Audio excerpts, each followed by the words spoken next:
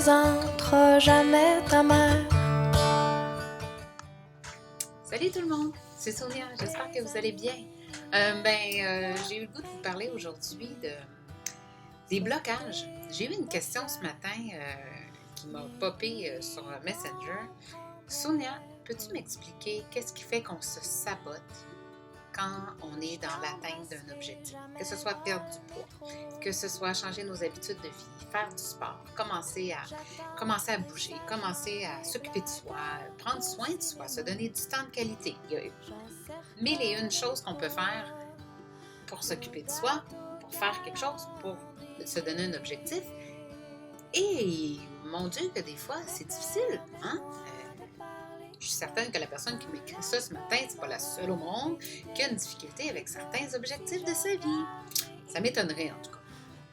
Moi-même, je suis quelqu'un qui, parfois, me regarde aller et dit « Voyons, il est où ton objectif? Tu l'as mis où? Qu'est-ce qui s'est passé avec? Non? Ça te tentait plus? » Alors, ce que j'ai pensé de vous expliquer aujourd'hui, c'est comment est-ce que ça se joue tout ça, puis ça part d'où? Alors, on prend un exemple concret. On a tous pris une résolution le 31 décembre. À partir du 1er janvier, je deviens une personne en forme. Je me mets à l'horaire dans le sens que je me mets des cases horaires, je vais faire du sport. Puis là, on part en échappée. Je vais faire du sport, je vais soigner mon alimentation. Je vais me faire des massages régulièrement et je serai une personne zen, enjouée et, mon Dieu, donc athlétique. Et ça dure, mais pas toujours longtemps. Qu'est-ce qui joue là? C'est quoi l'élément qui vient virer ça de bord? Comment ça se fait que ça ne tient pas la route? Il y a beaucoup de réponses. La première que je vous dirais, avez-vous identifié le pourquoi? C'est la question qu'on pose dès le départ. Dès qu'on s'engage dans quelque chose, que ce soit un changement de carrière, la perte de poids, l'idée de réussir un nouveau cours universitaire, changer de grade dans quelque chose, pourquoi? Si ton pourquoi est fragile, faible, qui manque de force, l'atteinte de ton but va s'essouffler en cours de route et rapidement. Si ton pourquoi de te mettre en forme, c'est que tu as lu quelque part que plus tu es en forme, plus tu as de sex appeal, puis au bout de 3 semaines, tu n'as toujours pas plus de sex appeal, ben c'est donc bien plate, mais tu vas l'abandonner. C'est aussi plate que ça. Tu vas abandonner dans le cheminement. Tu vas rapidement trouver que ça ne marche pas. Pareil pour les diètes miracles. Prenez, je ne sais pas moi, utilisez ce produit-là 3 fois par jour pendant 21 jours, puis au bout de 21 jours, vous serez une personne transformée, toute votre masse adipeuse va être disparue, ça va être extraordinaire. Et mon Dieu, vous allez être en forme. Mais non, ça se peut pas. Ça se peut pas. Parce qu'il n'y a pas d'éléments fondamentaux qui ont été modifiés. Il faut que ça parte de plus profond que ça. Pourquoi tu veux perdre du poids? Pourquoi tu veux changer de carrière? Pourquoi tu veux devenir une personne athlétique? Parce qu'au fond de toi, tu as la conviction que c'est ce qui est de mieux pour toi. Parce que ça va améliorer ta vie d'une façon significative. Et tu sais dans quelle sphère. Tu sais avec qui ça va être mieux. L'autre élément. OK, vous avez identifié votre pourquoi. Vous avez une petite voix qui vous répète « En tout cas, c'est bien beau tout ça, mais on verra bien. En tout cas, c'est donc bien difficile. Hein? Pourquoi je fais tout ça? » Et plus loin que ça encore, il va y avoir la petite voix de l'enfance qui va remonter. « Ah oui, c'est vrai, toi, tu commences des choses puis tu les finis jamais. Ah oui, jamais jusqu'au bout, jamais tout à fait. Ah, tu tournes donc les coins ronds. Tu te satisfais de peu. Ah oui, tu n'as jamais eu beaucoup d'ambition, toi. » Et là, ça part. Oups, la petite cassette est en chemin, la petite cassette est bien, bien, bien rodée. Elle part toujours au bon moment, quand vous êtes prêt à l'écouter. C'est votre ego. C'est ce que vous avez entendu, que vous avez accueilli comme des vérités. Mais ce ne sont pas des vérités, ce sont des énoncés. Ce qui est une vérité dépend de quelle importance on va y apporter. Et tant et aussi longtemps que vous allez croire ça, malheureusement, ça va être une vérité. Et un jour, vous allez dire, c'est pas vrai que j'abandonne tout. Quand quelque chose me tient à cœur, je continue. Il faut changer votre discours intérieur.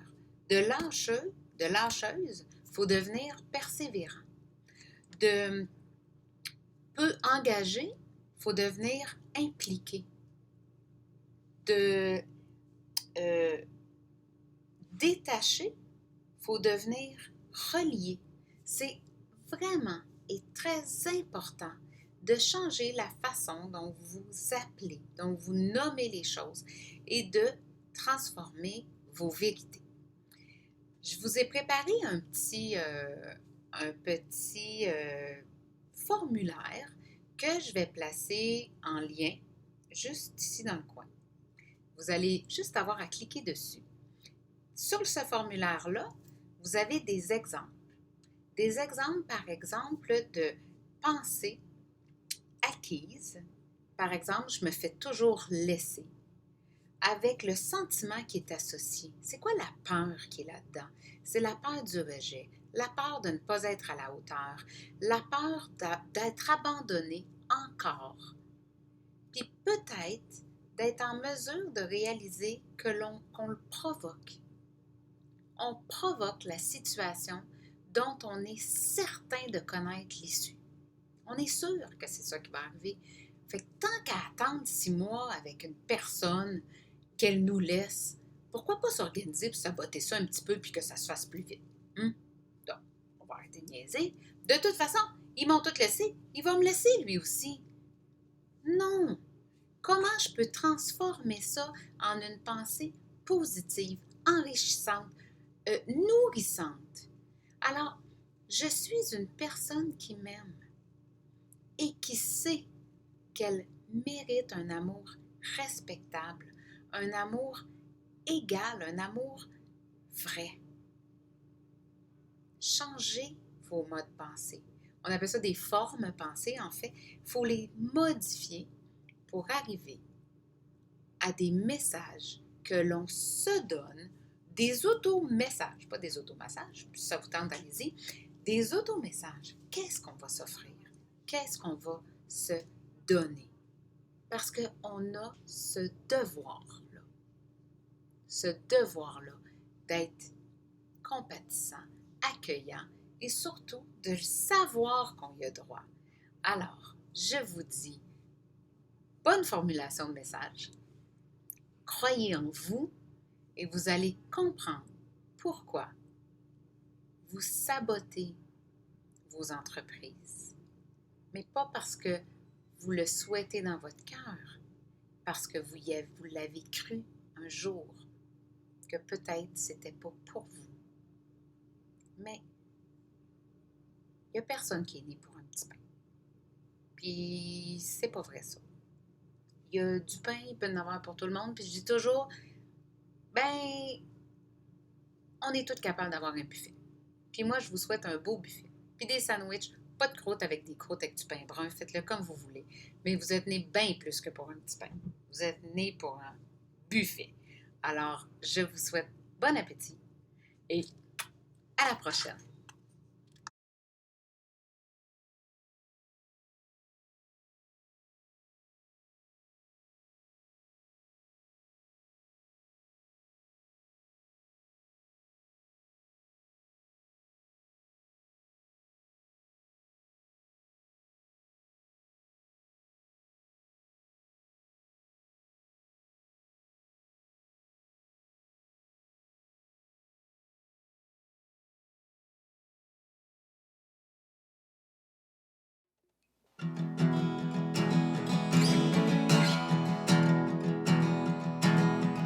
Full pin sur la veine, les lighters dans les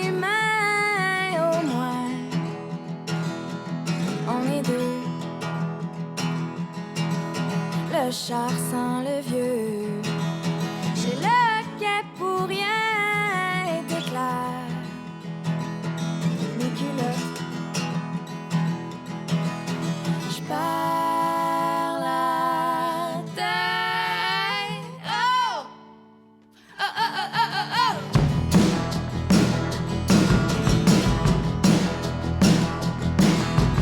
C'est le déluge dehors. Les mains devant mes yeux, ta bouche cramée. J'ai peur de te regarder, la gêner dans le noir au cas ça te ferait cramper. On fait plus de balade au grand vent comme dans le temps qu'on avait 16 ans. Mais là, le feu est pris dans le coffre à gants. C'est que c'est presque la pleine lune. J'ai les yeux qui se roulent dans le brume. Avant que je tombe en panne, fais-moi un chaud de boucan. Puis ça presse.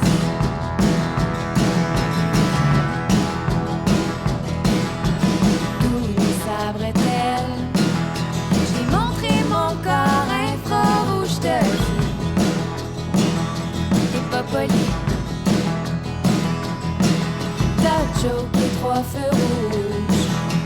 On s'est couché dans le gravel, j'ai dit. C'est pas fini.